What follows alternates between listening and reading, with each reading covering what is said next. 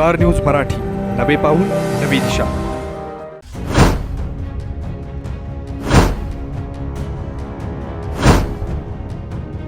तुम्हाला सोने खरेदी करायचंय तर मग चला विट्याच्या ओम ज्वेलर्समध्ये.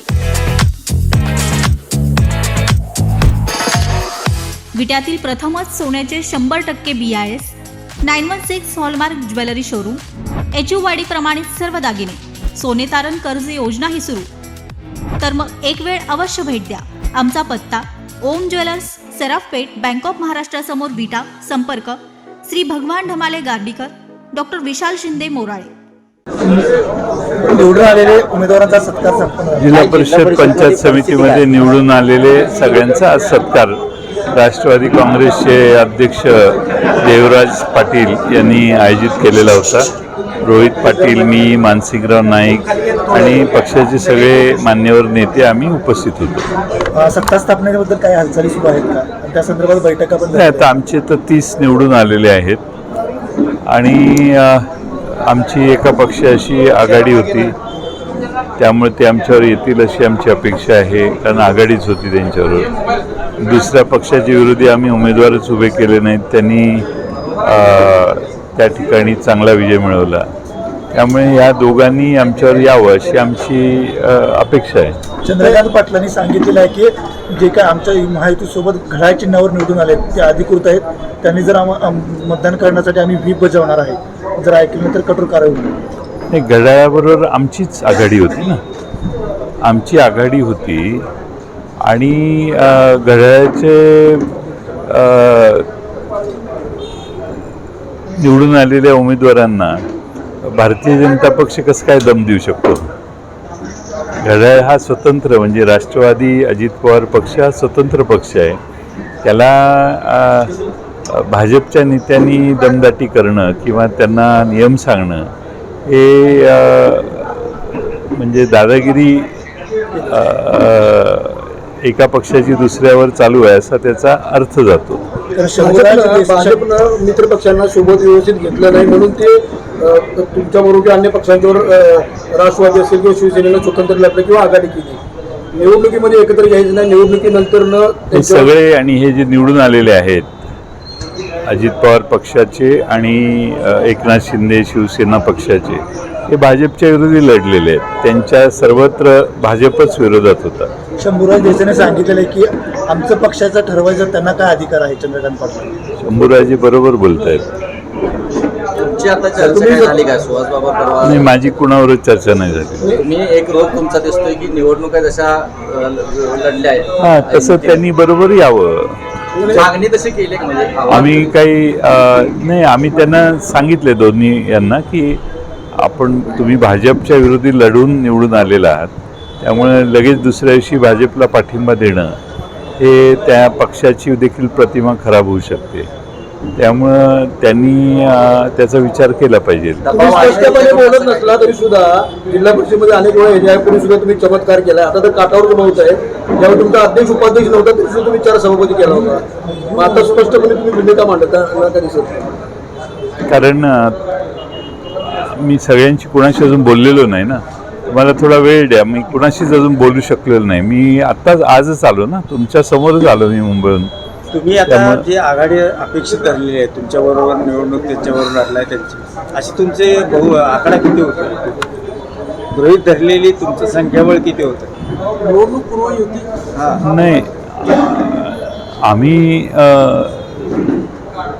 तसा आकडा आता सांगणं हे उचित नाही. आमच्याबरोबर आहेत ना, 43 वर पोचायची गरज नाही. नाही, पण एकूण तुमचं संख्याबळ किती होतं? ते आता बघू ना कसं होते. मगाशी जसं सुरेश पाटील भवनी प्रश्न विरोध दर्शवलाय, तर भाजपने जशी तुमच्याकडे ऑफर केली, तुम्हाला अध्यक्षपद दिलं, तर तुमची भूमिका काय असणार? नाही, स्वप्नात राहणं, जर तरच्या परिस्थितीवर विचार करणं अशी आवश्यकता आज नाही आहे. ज्यावेळी होईल तसं काही आमच्याशी संपर्क साधलेला नाही. त्यामुळं त्यावर आता बोलणं उचित नाही. चंद्रकांतदादांची दादागिरी सुरू आहे. बाकी बोललीच असं मी काय म्हणणार नाही, कारण त्यांनी त्यांच्या काही पक्षाच्या नेत्यांना त्यांनी मी त्यावर भाष्य करणं आवश्यक नाही आहे. बरं दादा, आता रोहित पवारांच्या प्रेसबद्दल रोहित पवारांनी प्रेस घेतली, पुन्हा एकदा त्या VSR कंपनीवर आरोप केलेले आहे, ब्लॅक बॉक्सवर पण हे केलेलं आहे की मोबाईल सुद्धा राहू शकतो, तर ब्लॅक बॉक्स कसं काय जाऊ शकतो?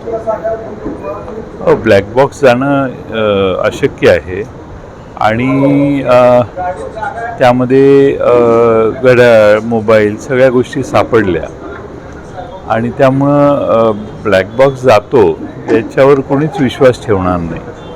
पण रोहित पवारांची पत्रकार परिषद मी पाहिलेली नाही, मी पाहीन. रोहित पवारांनी सांगितले 13 वेळा जयंत पाटील यांच्या घरी आमची बैठक झालेली होती, दादा स्वतः होते, जयंत पाटील साहेबांच्या बंगल्यासमोर CCTV चेक करा, दादा तुम्हाला दिसतील, त्यामुळं हे आता जे चालू आहे एक षडयंत्र असं म्हणतात. पण मात्र आम्ही दोन्ही राष्ट्रवादी एकत्र होणार होतो आणि अमोल कोल्हे यांना प्रदेशाध्यक्ष करण्याचा निर्णय ठरलेला होता दादा. ठीक आहे, आता झाली, आता ज्याच्याशी चर्चा झाली तीच व्यक्ती आपल्यात राहिलेली नाही. त्यांचे अनुयायांनी आता त्याच्यावर त्या बाजूच्या लोकांनी विचार करायचा. दादांची इच्छा काय होती यावर आता आम्ही सगळे बोलून झालेलो आहोत. आता परत त्याच विषयावर आम्ही बोलण्याची आवश्यकता आहे असं मला वाटत नाही. कारण दोन्ही राष्ट्रवादी एकत्र येऊन अमोल कोल्हे यांना अध्यक्ष, युवा म्हणून अध्यक्ष करायचं हे सगळ्यावर आता बोलणं झालेलं आहे ना. आता तोच विषय किती वेळा बोलायचं? ठीक आहे, दादांची तुमच्याबरोबर चर्चा झाली आहे, ते तुम्ही जेवढे सगळेजण सांगताय ते अनुयायी का मान्य करत नाहीत का त्यांना यातलं काहीच माहिती नाही. वेगळे प्रत्येकाची वेगळी कारणं असतात.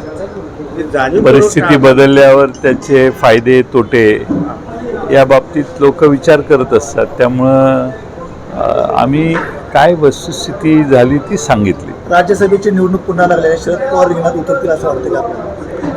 मी पक्षाचा अध्यक्ष नाही आहे, त्यामुळं पक्षाध्यक्ष आणि पवारसाहेब आणि श्रेष्ठी हे बसून ठरवतील, त्यानंतर त्यावर विचार होईल. सर, रोहित पवारांनी सांगितलं की जे तुमच्याबरोबर चर्चा झाली होती अजितदादांची, की त्यामध्ये अजितदादा तुमच्याबरोबर येणार का अजितदादा त्या गटातून बाहेर पडणार. त्या दोन्ही वेळेला राष्ट्रवादीचा एक गट कायम नाराज होता आणि विरोध करत होता.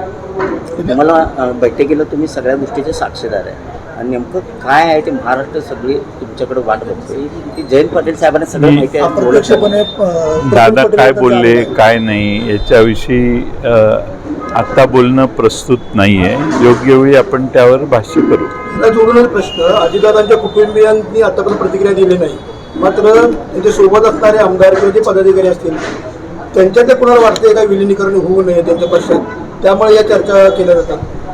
नाही, आता मी त्याच्यावर विचार करायचंही थांबवलेलं आहे, कारण जी वस्तुस्थिती होती सांगायचं त्यावेळी झालं. आता त्याविषयी बाहेर प्रसारमाध्यमातून वेगळे नेते ज्या पद्धतीनं बोलत आहेत त्या पद्धतीनं काही लोकांना हे अडचणीचं आहे, काही लोकांना सोयीचं आहे, असे वेगळे प्रकार आहेत त्याच्यात. त्याविषयी मी बोलायचं नाही असं ठरवलं आणि मला खात्री आहे आमचा पक्षही याविषयी आता काही बोलत नाही. अपघाताची चौकशी आहे, मुख्यमंत्र्यांना पत्र सीबीआय चौकशी मागते, ते पत्र अमित शहाना पाठवलं जाणार आहे. सुमित्रा पवारांना याची चौकशी व्हायला पाहिजे, पण ती पारदर्शी होईल का याविषयीच जरा पारदर्शी कशी करता येईल हे पाहायला पाहिजेत. कोणीतरी अधिकारी नेमायचे, त्यांनी काहीतरी चौकशीचं रटाळ लावायचं आणि काही महिन्याने चौकशीचा निष्कर्ष यायचा. आता ब्लॅक बॉक्स पण नाही आहे म्हणता तुम्ही किंवा जळलेला आहे. ब्लॅक बॉक्स कधी जळत नाही. ते एअर इंडियाचं विमान पडलं तिकडं, हे त्याचाही ब्लॅक बॉक्स सापडला. त्यामुळं आता मला असं वाटतं की चौकशी पारदर्शी व्हायला पाहिजे. कारण रोहित पवार मध्ये ती VSR कंपनीचे जे मालक होते त्यांच्या मुलाच्या लग्नाच्या वेळी सगळे मोठे नेते आलेले होते, त्यामुळे ते वाचवण्यासाठी सगळ्यांची. नाही, रोहित पवार यांनी याविषयी बराच अभ्यास केलेला आहे, त्यामुळं रोहित पवार अभ्यास करूनच माहिती घेऊनच बोलत आहेत असं माझं मत आहे. त्यामुळे रोहित पवार जे मुद्दे उपस्थित करतायत तर चौकशी करणारी जी काही लोक असतील त्यांनी रोहित पवारांनी व्यक्त केलेल्या शंकांचं निरसन केलं पाहिजे आणि चौकशी समितीने कागदावर रिपोर्ट दिला की हा विषय संपतो असं नाही. त्याला त्या चौकशी समितीनं काय चौकशी केली याची छाननी होईल आणि ती विरोधी पक्षाकडूनच होईल. सत्तारूढ पक्ष करेलच पण विरोधी पक्षही करेल. त्यामुळे ही पारदर्शी व्हावी चौकशी असं आमचं मत आहे. दोन्ही राष्ट्रवादी एकत्र येणार म्हणून हा घातपात असल्याचा संशय व्यक्त करत होते. काय वाटतं? मी त्याविषयी काही बोलू इच्छित नाही. सुप्रियाताई सुळे म्हणतात की माझा दादाच गेलाय त्यामुळे त्याच्याबरोबर ज्या काही चर्चा झाल्या त्याचं आता कोण काय म्हणते याला फार महत्त्व नाही आहे. प्रफुल्ल पटेल असतील, तटकरे असतील, यांच्याकडून विलिनीकरणाला जे विधानं केली जातात त्याबद्दल वाईट वाटतंय असंही त्यांनी बोलले.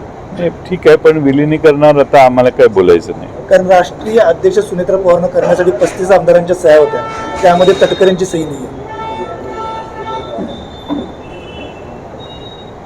नाही, आमदारांच्या सह्या होत्या. आमदारांच्या सह्या म्हणजे तटकरे आमदार नाहीये तसे मला वाटतंय. तटकऱ्यांच्या रोष रोहित पवारांनी हे केलेला आहे. ते मी बघितलं नाही किती जणांच्या सह्या होत्या, पण तो त्यांच्या पक्षाचा अंतर्गत प्रश्न आहे, त्यावर मी काय बोलणार नाही. धैर्यशील मोहिते पाटील एकनाथ शिंदेंना भेटलेत. काही अजित पवार राष्ट्रवादीचे आमदार पवारांशी असं चर्चा होत आहे. काही उलटापालट होऊ शकते का? धैर्यशील मोहिते पाटील एकनाथ शिंदेंना भेटले कधी? आज बरं. आणि अजित पवार राष्ट्रवादीचे आमदार काही आपल्या परिसरातील लेटेस्ट बातम्या पाहण्यासाठी स्टार न्यूज मराठी यूट्यूब चॅनलला आत्ताच सबस्क्राईब करा.